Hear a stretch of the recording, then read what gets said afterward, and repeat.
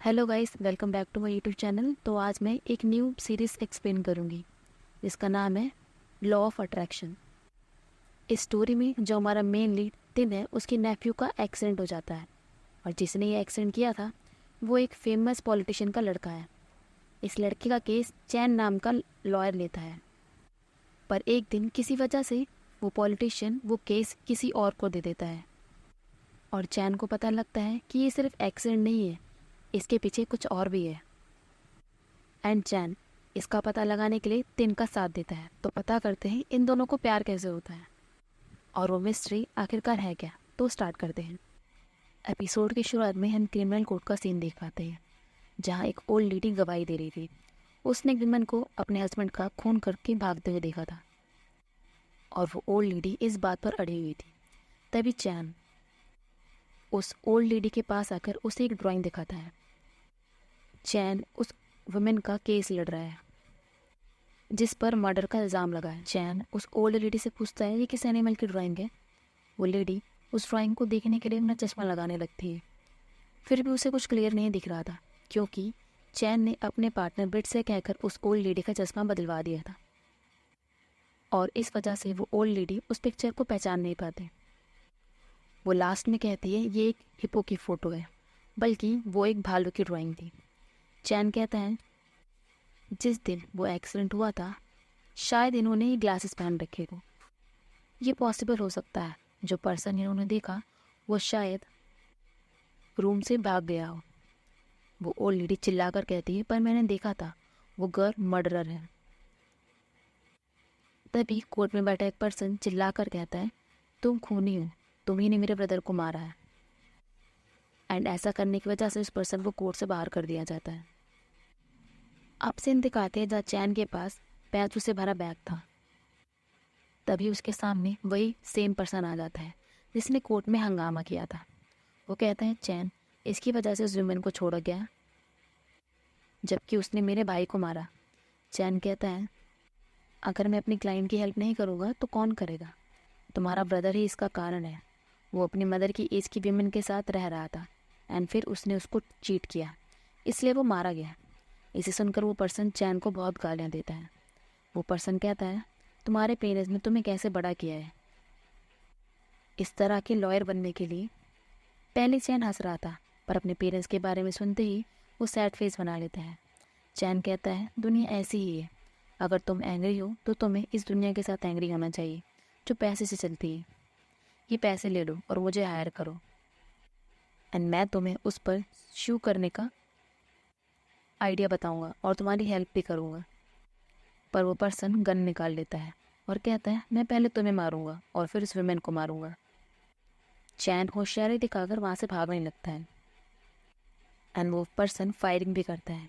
चैन गिर जाता है। वो पर्सन चैन को मारने ही जा रहा था, तभी पीछे से एक न्यू पर्सन आ जाता है जिसका नाम टिन है और ये हमारा सेकंड मेन लीड है।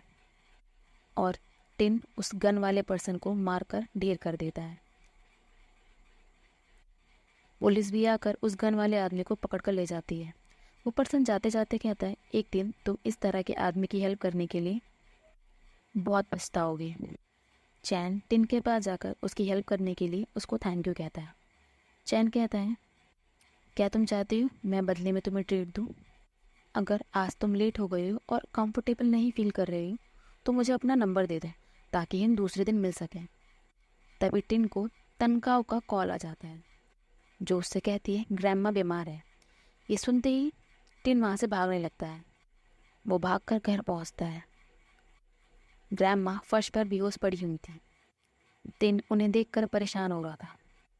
तभी तनकाव वहाँ केक लेकर आ जाती है और यह हमें पता लगता है ग्रैंडमा तो नाटक कर रही थी। टिन ये देखकर बहुत गुस्से में आ जाता है। वो कहता है तनकाव तुम ऐसे क्यों हो, ये डेंजरस था जो तुमने किया, मुझे हार्ट अटैक भी आ सकता था। सब बहुत सीरियस हो जाते हैं। तभी टिन हंसते हुए कहता है तुम फंस गए। टिन यहाँ सबके साथ मजाक कर रहा था बट वो तनकाव को दोबारा ये ऐसा ना करने के लिए मना करता है। टिन कैंडल ब्लो करता है और तनकाव उसे जल्दी से गर्लफ्रेंड बनाने के लिए कहती है। सब इसके बाद साथ में खाना खाते हैं। अब तनकाव बर्तन साफ कर रही थी। टिन आकर उसकी हेल्प करता है। तनकाव कहती है आपका आज बर्थडे है, आपको ये नहीं करना चाहिए। तिन कहता है डोंट वरी, ये जल्दी हो जाएगा। तनकाओ तिन को थैंक यू कहती है। तिन पूछता है किस लिए? मुझे तुम सबको थैंक यू कहना चाहिए मेरा बर्थडे सेलिब्रेट करने के लिए। तनकाओ कहती है थैंक यू सब चीज़ के लिए। मुझे याद है जब मॉम एंड डैड की डेथ हो गई थी तो आपने मेरा ध्यान रखने के लिए स्कूल छोड़ दिया था। तिन कहता है क्या तुम इतना सोचती हो? मैं वरीड हूँ कि तुम्हारा हैंड बहुत हार्ड होगा। तनकाओ कहती है मैं जल्द ही बड़ी हो जाऊंगी, आपको चिंता करने की ज़रूरत नहीं है। जाओ अपने लिए कुछ इम्पोर्टेंट ढूंढो। तिन हंसने लगता है। तनकाओ कहती है क्या आपने किसी को ढूंढ लिया है? मुझे पता है आपने किसी को ढूंढ लिया है। वो कौन है? उसका नाम क्या है? तिन कहता है मुझे नहीं पता, ग्रैमा बेहोश हो गई थी कि सुनकर मैं जल्दी घर आ गया, तो मैं उसका नाम और नंबर नहीं जान पाया। अब सिन दिखाते जा तिन ताइक्वांडो सिखा रहा था। तनकाओ भी वहाँ आ जाती है और दोनों वहाँ से साथ में निकलते हैं। वो दोनों साथ में घर पहुँच जाते हैं।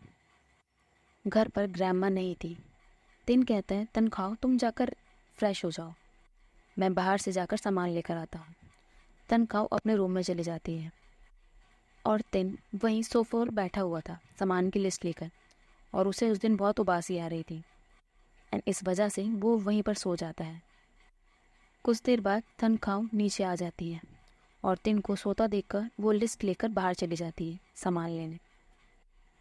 अब हम एक सीन में तिन को सोता हुआ देखते हैं और दूसरी तरफ तनखाओ बहुत तेज़ी से भाग रही थी। तभी एक कार आकर उसे हिट कर देती है। इसके बाद एक पर्सन तिन के पास चिल्लाते हुए आता है और कहता है वो हो गया है। वो दोनों उस एक्सीडेंट स्पॉट पर पहुंचते हैं। ग्रैमा रोते हुए कह रही थी तनखाओ मर गई है। तिन तनखाओ की बॉडी देखकर पागल हो गया था। पुलिस वाले उसे उसके पास नहीं जाने दे रहे थे। तभी तिन उन दो पर्सन को देखता है जिनकी कार से तनखाओ का एक्सीडेंट हुआ था।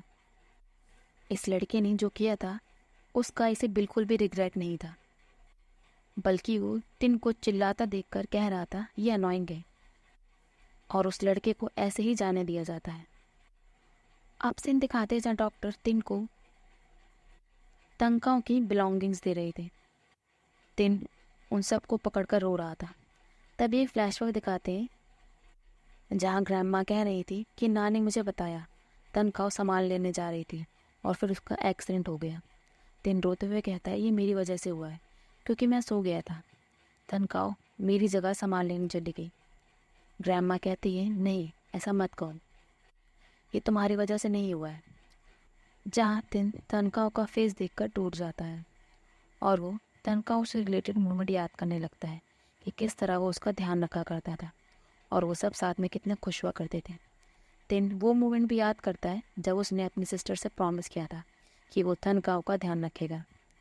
तिन तनखाओ से माफ़ी मांगता है क्योंकि वो उसका ध्यान नहीं रख पाया था। अब सीन चैन पर शिफ्ट होता है जो टेलीविज़न देख रहा था और उस पर तनखाओ की एक्सीडेंट की न्यूज़ आ रही थी। एंड जिस लड़के ने ये एक्सीडेंट किया था वो फेमस पॉलिटिशियन का लड़का था। उस लड़के का नाम था तनथाई। इस न्यूज़ को देखकर चैन स्माइल कर रहा था जैसे ही उसको उसका न्यू क्लाइंट मिल गया। अब सीन तनथाई पर शिफ्ट होता है जो कह रहा था डैड आप इतना न्यूज़ क्यों देख रहे हो? आपके पुलिस फ्रेंड जिनको आपने इतना सारा पैसा दिया है वो आपको सारे मैसेजेस पहुंचा देंगे। पॉलिटिशियन कहता है ये बहुत बड़ी न्यूज़ है, ये इतना इजी नहीं होगा, पर तुम चिंता मत करो मैं तुम्हारी हेल्प करूँगा सन। तनथाई कहता है आपको मेरी हेल्प करनी ही होगी। अगर आपने मुझे प्रिजनर बनने दिया तो कौन आपके अधिकार संभालेगा? पॉलिटिशियन बाहर आकर इंटरव्यू देता है और वो वही फालतू बातें बोल रहा था जो इस टाइम हर कोई अपने बचाव में कहता है। तभी वहाँ टिन एंड उसकी मॉम आ जाती हैं। टिन कहता है हमें तुम्हारे पैसे नहीं चाहिए, मैं चाहता हूँ तुम्हारा मर्डरर सन आकर यहाँ माफ़ी मांगे। टिन ने प्रोटेस्ट भी स्टार्ट कर दिया था। इससे वो पॉलिटिशियन बहुत परेशान हो गया था। अब चैन को दिखाते हैं जो टिन के घर आया था। टिन चैन को बाहर से ही देख लेता है। उसी वक्त चैन के ऊपर एक पॉट गिरने वाला था। टिन ये देख लेता है और चैन को बचा लेता है। टिन चैन को घर के अंदर लाता है। चैन कहता है फर्स्ट टाइम जब हम मिले थे तो तुमने मेरी हेल्प की थी और आज भी तुमने मुझे बचाया। तुम वाइट हॉर्स पर सवार हीरो हो।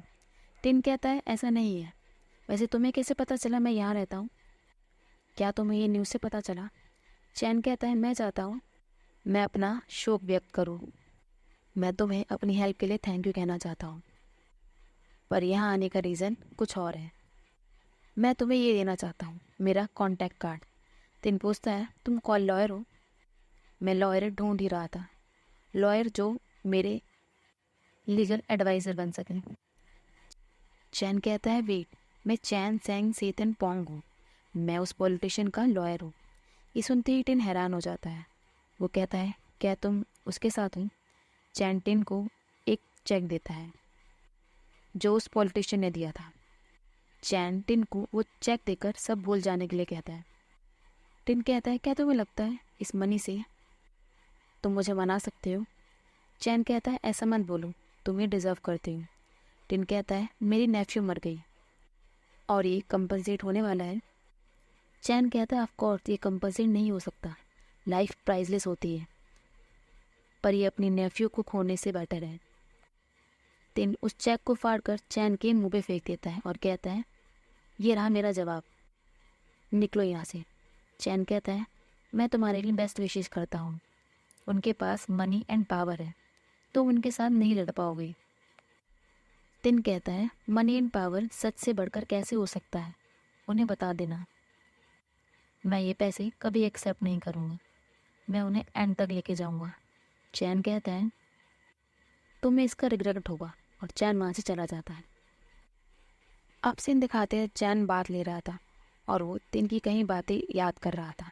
वो अपने आप से कहता है आज मैं किसी स्टूपिड से मिला, इतना स्टूपिड कि वो अपनी स्टूपिडिटी की वजह से मरेंगे।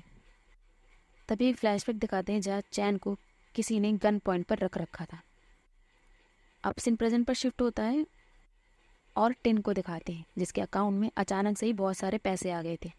टिन इसके बारे में अपने बैंक को बताता है। तभी टिन के घर के पास कुछ लोग आकर हंगामा करने लगते हैं। वो कह रहे थे यही तनख्वाह का मर्डरर है, ये लोग तनख्वाह को ठीक से नहीं रखते थे और इन्होंने तनख्वाह के दत्त के पैसे रिसीव करने के लिए एक न्यू बैंक अकाउंट में खुलवाया है।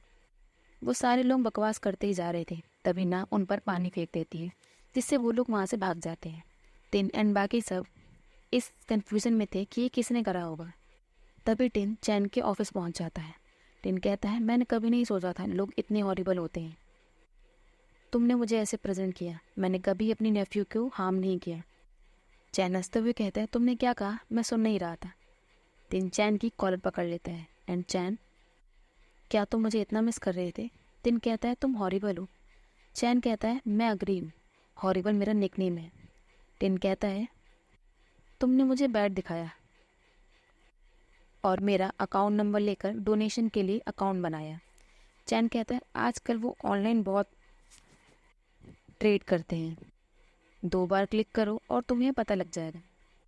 मैं तुम्हें पहले ही बता चुका हूँ तुम उनसे नहीं लड़ पाओगे, पैसे ले लो और स्टोरी एंड करो। ये सुनकर टिन चैन को मारने जा रहा था, तभी चैन टिन की वेस्ट पर गन रख देता है और कहता है मेरे ऑफिस में ज़बरदस्ती घुसने के लिए इस इश्यू को बनाकर मैं तुम्हें शूट कर सकता हूँ, पर मैं ऐसा नहीं करूँगा क्योंकि तुम जितना सोचते हो मैं उतना बुरा नहीं हूँ, मैं उससे काफ़ी अच्छा हूँ।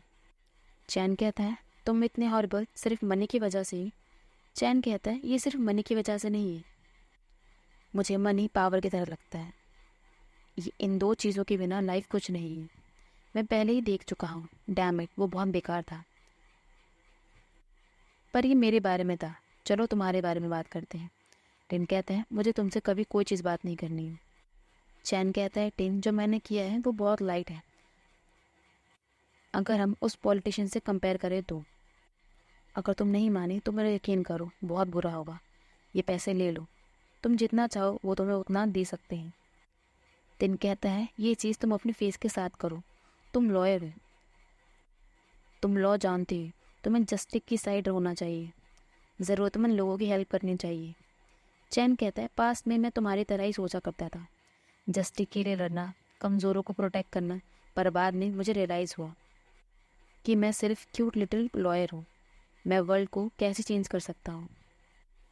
ये दुनिया विकेड नेट से भरी हुई है, हमें इसे घूमते रहते छोड़ना होगा। टिन कहता है हालांकि दुनिया इनइक्वालिटी से भरी हुई है, हमें ईविल को फॉलो करने की कोई ज़रूरत नहीं है। चैन कहता है लोगों की हेल्प करने का ये मेरा तरीका है, मैं खोए हुए लोगों का ब्रिज की तरह हूँ। मैं ऐसा इसलिए करता हूँ ताकि दोबारा किसी को मरना ना पड़े। ये सबसे सिंपल वे है। टिन कहता है पर ये सही रास्ता नहीं है। तुम उन्हें बता देना कि मुझे उनका एक पैसा नहीं चाहिए। मैं चाहता हूँ तनताई मेरे नेफ्यू को श्रद्धांजलि दे और माफ़ी मांगे। ये कहकर टिन वहाँ से चला जाता है। दोबारा किसी को मरना न पड़े, ये सबसे इजी वे है। टिन कहता है पर ये सही रास्ता नहीं है। तुम्हें उन्हें बता देना चाहिए कि मुझे उनके एक पैसा भी नहीं चाहिए। मैं चाहता हूँ तनताई मेरे नेफ्यू को श्रद्धांजलि दे और उससे माफ़ी मांग ले। ये कहकर टिन वहाँ से जाने लगता है। तो चैन कहता है मुझे ये पसंद आया, ये ऑनेस्ट है और क्यूट भी, पर वो लोग माफ़ी नहीं मांगेंगे। जिसका तुम्हें होप है वो तुम्हें नहीं मिलेगा, तुम उनसे बस मनी एक्सपेक्ट कर सकते हो। टिन कहता है फिर हम कोर्ट में मिलेंगे, फ़र्क नहीं पड़ता तुम कितनी ही बैड मेथड यूज़ करते हो, मैं तुमसे नहीं डरता। और चैन वहाँ से चला जाता है। अब से शिफ्ट होता है जहाँ पॉलिटिशियन चैन को थैंक यू कह रहा था जो भी उसने किया। चैन कहता है मैं यहाँ केस के बारे में मिस्टर तनताई से कुछ बात करने आया हूँ ताकि केस को डिस्कस डिटेल में हो सके। पर पॉलिटिशियन तनताई से बात करने से उसे मना कर देता है क्योंकि उसका कहना था एक्सीडेंट की वजह से तनताई पर काफ़ी बुरा असर पड़ा है और वो उसे और परेशान नहीं करना चाहते, और जो भी पूछना है वो चैन उनसे पूछे। चैन अपनी बात ख़त्म करके वहाँ से जा ही रहा था, तभी उसे बाहर तनताई मिल जाता है जो बिल्कुल भी परेशान नहीं लग रहा था। तनताई कहता है क्या आज लोअर क्लास लोगों की मीटिंग हो रही थी? चैन कहता है मैं तुमसे बात करने आया था। तनताई कहता है मैंने इसलिए तुमसे पूछा कि आज लोअर क्लास लोगों की मीटिंग हो रही थी। चैन तनताई को उसके ऑफिस आने के लिए कहता है, पर तनताई मना करके वहाँ से जा रहा था। पर जैसे ही चैन एक्सेंट का नाम लेता है, तनताई कहता है क्या मेरे डैड ने तुम्हें बताया नहीं कि मुझे उस सिचुएशन के बारे में बात करना बिल्कुल भी पसंद नहीं है? चैन कहता है मेरे क्लाइंट तुम्हारे फादर नहीं है, तुम हो, तो तुम मेरे ऑफिस आना कब पसंद करोगे? तभी वहाँ तनताई के फादर आ जाते हैं जो उसे घर के अंदर जाने के लिए कहते हैं। पॉलिटिशियन चैन से कहते हैं मैं तुम्हें पहले ही कह चुका हूँ कि मेरे सन से बात मत करना। चैन कहते हैं क्यों, क्या सिचुएशन एक्सेंट से भी ज़्यादा है? अब सीन दिखाते हैं जहाँ चैन अपने ऑफिस में काम कर रहा था, तभी उसे पॉलिटिशियन का मैसेज रिसीव होता है कि अब वो ये केस कोई और हैंडल करेगा और जो उसकी वेजेस हैं वो बाद में उसे मिल जाएगी। ये रीड करते ही वो वहाँ से पॉलिटिशियन के पास पहुँचता है और पूछता है ये क्या था? पॉलिटिशियन कहता है जो तुमने पढ़ा वो वही है। चैन वहाँ पॉलिटिशियन से माफ़ी मांगता है, बट पॉलिटिशियन उसकी एक नहीं मानता। एंड चैन कहता है मुझे लगता है वो उस दिन एक्सीडेंट से ज़्यादा भी कुछ और हुआ था जो आप बताना नहीं चाह रहे, क्योंकि मैंने बस आपके बेटे से थोड़ी देर बात की थी। एंड ये कहकर चैन वहाँ से चला जाता है। अब चैन वॉशरूम में था, तभी वहाँ कुछ लोग आकर उसको मारने लगते हैं।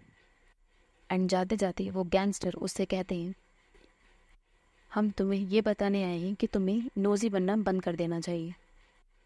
उनके जाने के कुछ देर बाद वहाँ विट आ जाता है जो कहता है मिस्टर चैन क्या आप ठीक हो? मैंने यहाँ से कुछ लोगों को जाते हुए देखा तो मैं आपके पास आ गया।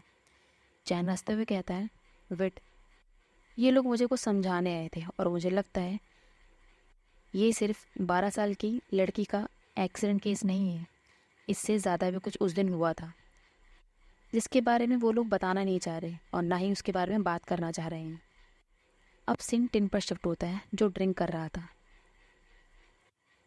और वो बातें याद कर रहा था जब वो पुलिस स्टेशन गया था अपनी नेफ्यू के केस के बारे में जानने, और पुलिस ने उसकी कोई हेल्प नहीं करी थी और ये कहकर उसे भगा दिया था कि अगर तुम ज़्यादा बोलोगी तो तुम्हें आज रात जेल में ही बितानी पड़ेगी।